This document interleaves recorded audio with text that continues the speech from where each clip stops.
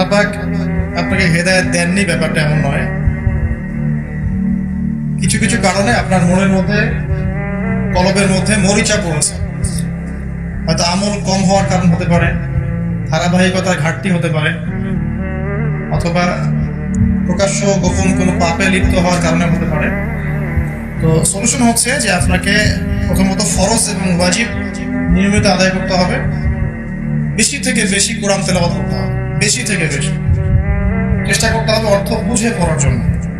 এবং আপনি আল্লাহওয়ালা মানুষদের সাথে চলাফেরা করবেন, দুনিয়াদার মানুষদের সাথে চলাফেরা করবেন, বসা করবেন। আল্লাহওয়ালা মানুষ যাদেরকে দেখলে আল্লাহর কথা স্মরণ হয়, এ ধরনের মানুষদের সংস্পর্শে থাকবেন। নিয়মিত আল্লাহর পথে মানুষকে দাওয়াত দিবেন এবং পড়াশোনা করবেন।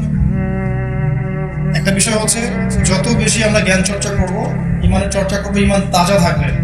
চর্চা কমে গেলে ইমানে মরিচা ধরে যাবে, এটা স্বাভাবিক।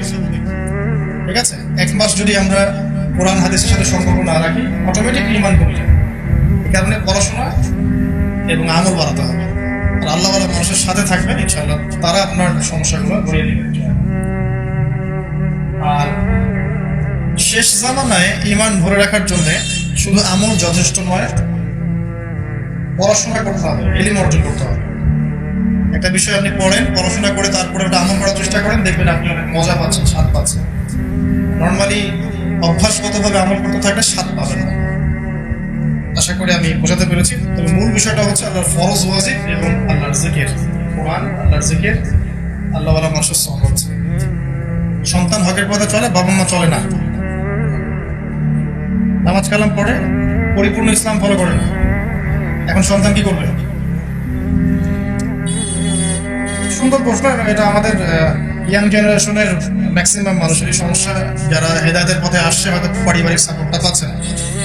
এইসব ক্ষেত্রে আমার নাসিহত হচ্ছে যে প্রথমত তাদের সাথে তর্ক করা যাবে না। পিতামাতার সাথে তর্ক করে কোনো লাভ নাই। কারণ আপনি আমি যত বড়ই হয়ে যাই না কেন, বাবা মার কাছে আমরা কিছুই না।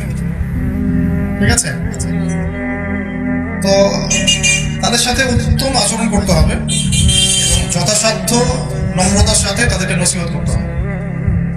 আপনি আপনার বলার দায়িত্বটা বলবেন, নিজে আমল করে দৃষ্টান্ত স্থাপন করে দেখাবেন। আমি একটা লেকচারে বলেছিলাম অনেক দিন আগে যে আমাকে কিন্তু আমার আমলনামা ঘাটলে আমার ইতিহাসে আমি পাই না যে আমাকে পুরো বংশ থেকে কেউ কোনোদিন একটা ইসলামিক বই কিনে দিয়েছে। ঠিক আছে, তো অনেক প্রতিবন্ধকতা ফেস করে করে করে করে ইসলাম প্র্যাকটিস করতে হয়েছে, যেটা আপনাদের কল্পনার বাইরে। তো এক্ষেত্রে আপনাকে দৃষ্টান্ত স্থাপন করতে হবে, নিজে আকীদা শক্ত করে আমল করে নিজে আগে আপনি একটা এক্সাম্পল ভাবেন যে আমি ইসলাম পেয়ে এভাবে নিজেকে পরিবর্তন করছি এবং আমি হ্যাপি, আমি সুখী আছি।